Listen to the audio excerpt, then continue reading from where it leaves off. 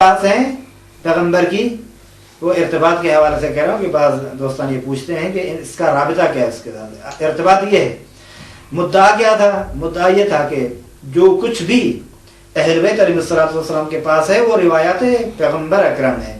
دلیل کہتے ہیں خود معصومین کا فرمان، کہتے ہیں کون سا فرمان؟ کہتے ہیں یہ مثال کے طور پر یہ، یا جابر انا لو کنا نحدثکم برأینا، اگر ہم اپنی طرف سے تمہیں کچھ بیان کرتے رہتے، و ہوانا، اور اپنے ذاتی ہوائے نفس سے، یہ برأینا و ہوانا یہ عطف ہے ایک دوسرے کے ساتھ، یعنی ہم اپنی رائے اور اپنی ذاتی نفسانی خواہشات کے مطابق اگر تم سے بیان کرتے رہتے، لَكُنَّا مِنَ الْحَالِكِينَ، یقیناً ہم ہلاک ہو جانے والے میں سے ہو جاتے، وَلَكِنَّا، لیکن ہم نحدثکم، تم سے جو گفتگو حدیث بیان کرتے ہیں، بے احادیث، ایسی احادیث بیان کرتے ہیں، نَكْنِزُهَا عَنْ رسول اللہ، جن کو ہم نے ذخیرہ کر رکھا ہے رسول اللہ سے۔ تو یعنی دوسرے لفظوں میں میراث کے طور پر رسول اللہ کی احادیث ہمارے نزدیک موجود ہیں، ہم وہی احادیث بیان کرتے ہیں، ہم اپنی رائے سے کچھ نہیں کہتے۔ دوسرے حدیث میں امام صادق علیہ السلام فرماتے ہیں کہ کسی نے سوال کیا، امام علیہ السلام نے اس کے جواب میں کہا، یہ حدیث اس شخص کے جواب میں ہے جو امام علیہ السلام سے سوال کر رہا تھا، پوچھ رہا تھا۔ وہ شخص چاہتا تھا کہ امام یہ جو کہہ رہا ہے تھوڑی سی بہرحال تجدید نظر کرے، دوسرے لفظوں میں یعنی کہیں ایسا ہو کہ یہ جو کہہ رہا ہے اس سے ہٹ جائے اور کوئی اور بات کر دے۔ جب یہ اس کا اس کا طریقہ کار تھا تو امام علیہ السلام نے کہا کہ ان باتوں کو چھوڑ دو،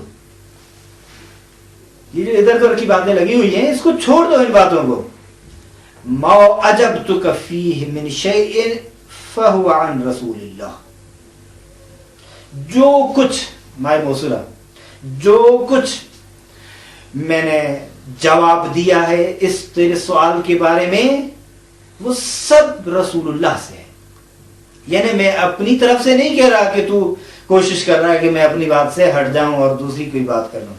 کہتے ہیں دیکھیں نقطہ مہم اور قابل توجہ یہ ہے کہ ہمارے پاس جو ہے معتبر منابع موجود ہیں احادیث میں۔ مثال کے طور پر مرحوم کلینی کی لکھی گئی کتاب الکافی، جو اصول، فروع اور روضۃ الکافی تینوں پر مشتمل ہے۔ تہذیب مرحوم شیخ الطائفہ توسی کی، الاستبصار اسی بزرگوار کی ہے، من لا يحضره الفقیہ مرحوم شیخ صدوق کی کتاب، بہرحال ایک مرحوم کلینی کی کتاب محمد ابن یعقوب کلینی، دو کتابیں مرحوم شیخ توسی کی جس کو شیخ الطائفہ کہا جاتا ہے، اور ایک کتاب مرحوم شیخ صدوق کی جو من لا يحضره الفقیہ کے نام سے ہے۔ کہتے ہیں اس کے علاوہ اور بھی ہمارے پاس معتبر منابع موجود ہیں، لیکن کیا مطلب ہے اس کا کہ معتبر منابع؟ یعنی کیا اس کا یہ ہے کہ جو کچھ ہے وہ صحیح ہے، یہ مراد؟ کہتے کہ نہیں، اس کا یہ مقصد نہیں ہے، اور جو کچھ اس میں ہے وہ ہم قبول کرتے ہیں، نہیں۔ کہتے اس کے ساتھ ساتھ ان روایات کے ساتھ ہمارے پاس رجال کی کتابیں بھی موجود ہیں کہ جو سلسلہ سند میں جو راوی ہیں ان کی پوزیشن کو، ان کی صورت کو، ان کی وضعیت کو، ان کی حالت کو بیان کرتے ہیں۔ وہ رجال جو علماء رجال ہیں، جو خود رجال کی کتابیں ہیں، وہ واضح کرتی ہیں۔ تو کہتے ہیں کہ ہمارے نزدیک چاہے ہمارے مستند کتابوں میں ہی کیوں نہ ہو، وہ روایت قابل قبول ہے کہ جس کے سلسلہ سند میں تمام افراد کیا ہوں؟ ثقہ ہوں، قابل اعتماد ہوں، قابل اطمینان ہوں۔ بس بنابراین وہ روایات جو ہماری معروف اور مشہور کتابوں میں ہیں، اگر یہ شرط نہیں پائی جاتی تو اس طرح کی روایات ہمارے نزدیک قابل قبول نہیں ہے۔ البتہ یہاں بحث زیادہ ہے کہ روایت کی صحت کے لیے کچھ اور بھی قرینے ہیں، اگر سند کے ذریعے سے ہم اس حقیقت تک نہ پہنچ سکیں تو دوسرے بھی راستے ہیں۔ 51 یا 57 قرینے ہیں جو مرحوم شیخ حر عاملی نے وسائل شیعہ کے آخر میں بیان کیے۔ جن میں سے 4-5 کی طرف میں ضرور اشارہ کروں گا، کیونکہ اس سے زیادہ جو ہے نہ حافظہ کام دے گا اور نہ ہی آپ لوگوں کا حوصلہ۔ نمبر 1، قرآن کے مخالف نہ ہو۔ نمبر 2، سنت قطعیہ کے مخالف نہ ہو۔ نمبر 3، عقل کے مخالف نہ ہو، ٹھیک ہے۔ نمبر 4، عامہ کے مطابق نہ ہو۔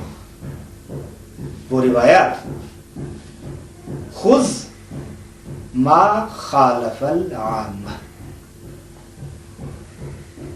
خذ واترک ما وافق۔ یہ کرینے اور دوسری بھی چیزیں ہیں جو انشاءاللہ آپ رجوع کیجئے، زیادہ وقت ہمارا ان چیزوں میں صرف نہ کریں۔ اضافہ اس بات پر، علاوہ اس کے، کہتے ممکن ہے ایک روایت سند کے اعتبار سے صحیح ہو، معتبر ہو، لیکن فقہا اور بزرگان اول سے اب تک اس روایت پر عمل نہیں کر رہے۔ کہتے ہیں ممکن ہے اس میں کچھ ایسی چیزیں وہ دیکھ رہے ہوں جو ہم نہیں دیکھ رہے ہیں، جس کے سبب سے وہ اعراض کر چکے ہیں، روگردانی کر چکے ہیں، کیونکہ وہ کچھ خلل، کچھ مشکلات ہیں اس میں ہوں جو ہم نہیں دیکھ رہے، ہم ان کا نام رکھتے ہیں معرض عنہا۔ یہ ایسی روایت ہے جس سے اعراض کیا گیا ہے، جس سے روگردانی کی گئی ہے۔ اس طرح کی روایت بھی ہماری نظر میں معتبر نہیں ہے، ہم اسے حجت نہیں سمجھتے، اور ایسی روایات کے ذریعے سے اگر کوئی ہمارے خلاف استدلال کرے گا یقیناً وہ استدلال قابل قبول نہیں۔ کہتے ہیں یہاں سے یہ بات واضح ہو جاتی ہے کہ ہمارے عقیدے کو سمجھنے کے لیے وہ روایت یا روایات کا ہونا ضروری نہیں ہے کہ جو کتب مورد اسناد میں آتے ہیں، بغیر اس کے کہ آپ تحقیق کریں سند کے بارے میں۔ یعنی دوسرے لفظ میں، ہم اگرچہ اپنی کتابوں میں جو کچھ موجود ہے مستند اور معتبر کتابوں میں، ہم سب کو آنکھ بند کر کے قبول نہیں کرتے۔ ہمارے لیے اس کو سند قرار نہ دیا جائے، ہمارے لیے اس کو دلیل قرار نہ دیا جائے۔ ہم اس وقت قبول کریں گے جب اس میں شرائط پائی جائیں۔ شرائط ہوں گی تو ہم اس حدیث کو قبول کریں گے، ہم روایت کو قبول کریں گے، وَإِلَّا نہیں۔ کہتے ہیں کہ دیکھیں دوسرے لفظوں میں یوں کہا جائے کہ مسلمانوں میں، بعض مسلمانوں میں جو معروف اور مشہور مذہب ہیں، ان کے ہاں بھی کچھ کتابیں موجود ہیں جن کو صحاح ستہ کہا جاتا ہے، صحاح کے نام سے یاد کرتے ہیں۔ کہتے ہیں کہ ان روایات کی صحت ان کے رائٹرز کی جانب سے یقینی ہے، ضمانت ہے ان کی۔ دوسرے لفظ میں جب صحیح بخاری ہے تو خود رائٹر نے، محمد بن اسماعیل بخاری نے اس کی ضمانت دے دی ہے کہ جو کچھ ہے وہ صحیح ہے، اس میں کوئی چیز ایسی نہیں ہے جو قابل اعتماد اور قابل استناد نہ ہو، سب ٹھیک ہے۔ لیکن ہمارے ہاں اس طرح نہیں ہے، ہمارے ہاں اس طرح نہیں ہے۔ کہ پھر کس طرح ہے آپ کے ہاں؟ کہتے ہیں ہمارے ہاں یہ ہے کہ وہ کتابیں جو بڑی عمدہ شخصیات، قابل یعنی ستائش شخصیات، برجستہ شخصیات، قابل اعتماد شخصیات کی ہمارے پاس کتاب ہے، لیکن ان کی سند کے بارے میں، یعنی ہم دوسرے لفظوں میں یہ کہیں کہ ہم کلینی کو بہت زیادہ احترام کی نظر سے دیکھتے ہیں، کوئی شک و شبہ نہیں ہے۔ ہم کلینی پر کسی طرح کے کیچڑ پھینکنے کی اجازت نہیں دیں گے کبھی بھی۔ کلینی کی کتاب کافی کو ہم سر آنکھوں پہ رکھتے ہیں، لیکن اس کا یہ مطلب نہیں ہے کہ جو وہ سند بیان کر رہا ہے وہ سند بھی ہم سر آنکھوں پہ رکھتے ہیں، نہیں۔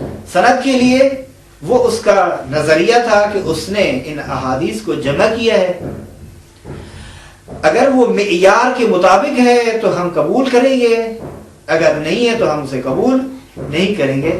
کہتے ہیں کہ ان کتابوں کے ساتھ ساتھ ان کے اسناد کی بررسی رجال کی کتابوں میں موقول ہے، اسی کی طرف آپ رجوع کیجئے۔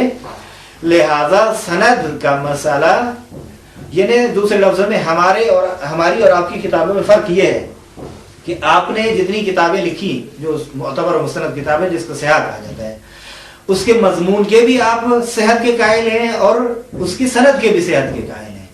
हम सनद के सेहत के कायल नहीं है। मुमकिन है कुछ रिवायात की सनद सही ना हो, ज़ईफ हो, या बाज़ औक़ात ये भी मुमकिन है जाली हो रिवायत, ये भी हो सकता है। लिज़ा कहते हैं कि बहरहाल कुरान करीम की आयत के बाद, रिवायात के बाद अहादीस अहल बैत अलैहिस्सलातु वस्सलाम जो 12 आइम्मा है और जनाब फातिमा ज़हरा सलामुल्लाह अलैहा की जो रिवायात हैं वो हमारे नज़दीक मुअतबर हैं, मुस्तनद हैं, इस शर्त के साथ मुअतबर तरीके से उनको रिवायत किया जाए। लेकिन जनाब फातिमा ज़हरा सलामुल्लाह अलैहा के बारे में उन्होंने जिक्र नहीं किया कि वो क्या, चूँकि उन्होंने कहा है अगर अहल बैत कह देते तो जनाब फातिमा भी सलामुल्लाह अलैहा शामिल थी, लेकिन जनाब सैयदा फातिमा ज़हरा भी शामिल हैं और यकीनन उनका कौल, फ़िल और तकरीर हुज्जत है। वो न फ़कत उल्गू है ख़वातीन के लिए जिस तरह ये मामूलन कहा जाता है, नहीं बल्कि मर्दों के लिए भी वो नमूने अमल हैं। उनके लिए मुनासिब ये समझता हूँ कि एक हदीस दो उनकी अज़मत के लिए और जिक्र की जाए और इस बख्श को इसी पर ही तमाम किया जाए। हम कुछ अहादीस लेकर आए हैं। हदीस में एक हदीस सैयदा फातिमा सलामुल्लाह अलैहा के बारे में, ये मुजाहिद से रिवायत है। वो कहते हैं कि रसूलुल्लाह बाहर आए वह हुआ आखिज़ुन बियद फातिमा, दर हालांकि फातिमा ज़हरा सलामुल्लाह अलैहा का हाथ पकड़ा हुआ था। पैगंबर के मन अरफ़ हाज़िही फ़क़द अरफ़हा, जो जानता है फातिमा को वो जानता है, वह मन लम यअरिफ़हा, जो नहीं जानता मैं खुद रसूल उसकी मुआरिफी कर रहा हूँ, मैं तारुफ करवा रहा हूँ फातिमा का। फ़हिय फ़ातिमतु बिन्तु मुहम्मदिन, ये फातिमा मेरी बेटी है। वहिय बज़अतुम मिन्नी, ये मेरा टुकड़ा है। वहिय क़ल्बी, ये फातिमा मेरा दिल है। व रूही, फातिमा मेरा रूह है, मेरी रूह है। अल्लती बैन जंबै, वो रूह जो मेरे अंदर मौजूद है। मन आज़ाहा फ़क़द आज़ानी, जिसने इसे अज़ियत दी यकीनन दी। वमन आज़ानी फ़क़द आज़ल्लाह, जिसने मुझे अज़ियत दी यकीनन उसने अल्लाह को अज़ियत दी। और बुखारी में जो रिवायत मौजूद है, ये रिवायत नूरुल अबसार सफ़ा नंबर 45 में अल मकतबतु सअदिय्या बैरूत लुबनान की चाप है। इसके राइटर शेख सैयद शबलंजी जो मुअमिन के नाम से याद किए जाते हैं। बुखारी में ये रिवायत है, इन्न फातिमत बज़अतुम मिन्नी फमन अग़ज़बहा अग़ज़बनी, जिसने उसे रंजीदा किया, गज़बनाक किया, उसने मुझे रंजीदा किया।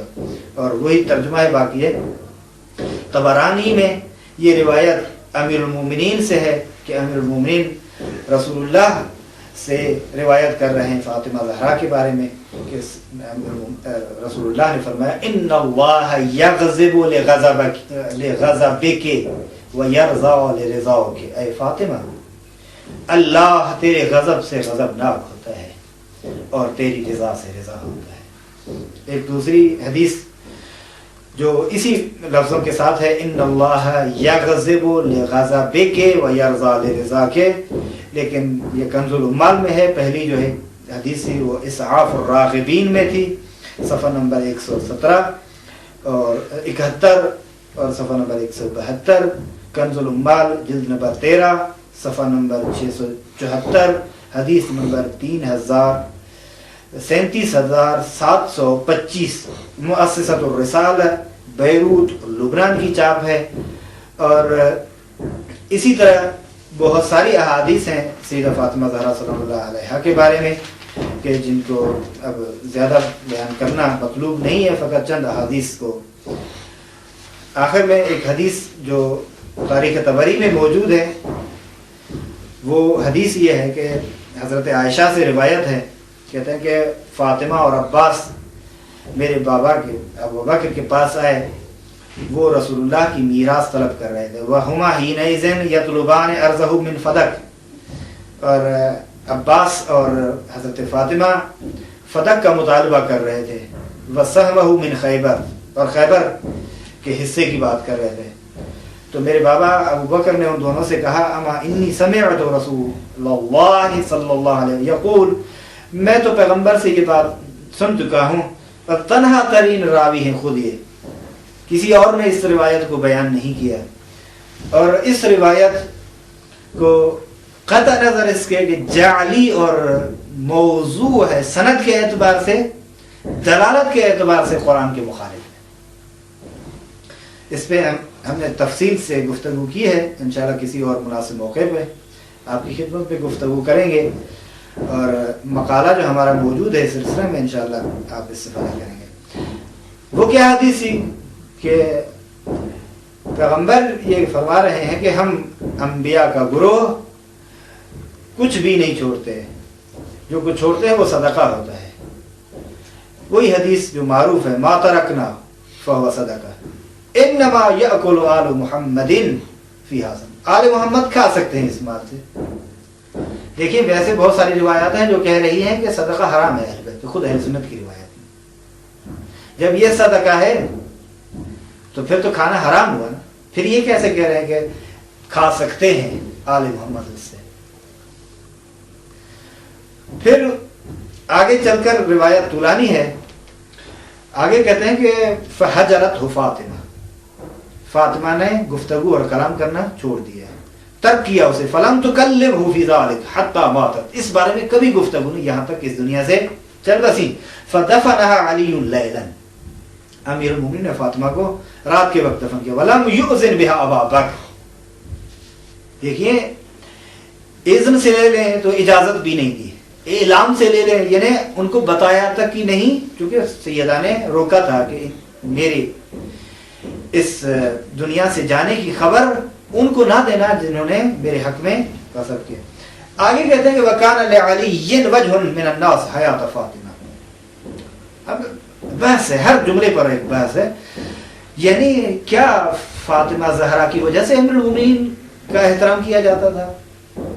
امیر المومنین کی اپنی ذاتی کوئی حیثیت نہیں تھی ان کی نظر میں؟ ظاہر تو یہ ہے کہ فاطمہ کی زندگی میں فاطمہ کی وجہ سے امیر المومنین میں کچھ وجاہت تھی، احترام تھا۔ فلما توفیت فاطمہ، جب اس دنیا سے چل بسی فاطمہ، انصرفت وجوہ الناس عن علی، لوگوں کے چہرے علی سے پھر گئے۔ فمکثت فاطمہ 6 اشہر بعد رسول اللہ ثم توفیت، کتنا عرصہ رہی؟ بخاری میں بھی ہے 2 جگہوں پر، مسلم میں بھی ہے، تاریخ طبرانی میں ہے، جو ابھی میں عبارت پڑھ رہا تھا یہ عبارت موجود ہے جلد نمبر 2 صفحہ نمبر 236 میں، دار الکتب العلمیہ بیروت لبنان کی چاپ ہے۔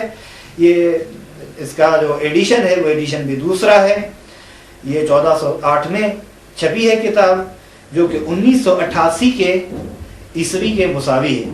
بہرحال جناب سیدہ فاطمہ زہرا سلام اللہ علیہا پر جو ظلم کیے گئے وہ قابل فراموش نہیں ہے، اور امیر المومنین کے ساتھ پیغمبر کی رحلت کے بعد جو کچھ ہوا وہ کبھی بھی تاریخ اسے نہیں بھلائے گی۔ اور یقیناً اگر رات کو اجازت دی جاتی تو چیخیں مار کر ان دونوں کی مصیبت پر روتی، اور دن کو اگر یہ اجازت مل جاتی تو ہر دنیا کا انسان ان کی چیخ اور پکار کو سن لیتا۔ ہم امیر المومنین علی بن ابی طالب علیہ السلام کے بارے میں زیادہ گفتگو کرنا چاہتے تھے اور امامت کے بحث میں، لیکن چونکہ وقت اجازت نہیں دیتا اور ہم بخش ششم بھی پڑھیں گے، اسی لیے انہی الفاظ پہ اکتفا کرتے ہوئے پروردگار سے دعا کرتے ہیں کہ ہمیں ان کے اعوان اور انصار میں شمار فرمائے۔ وصلی اللہ علی سیدنا محمد وآلہ الطیبین الطاہرین المعصومین۔ اللهم صل على محمد وآل محمد۔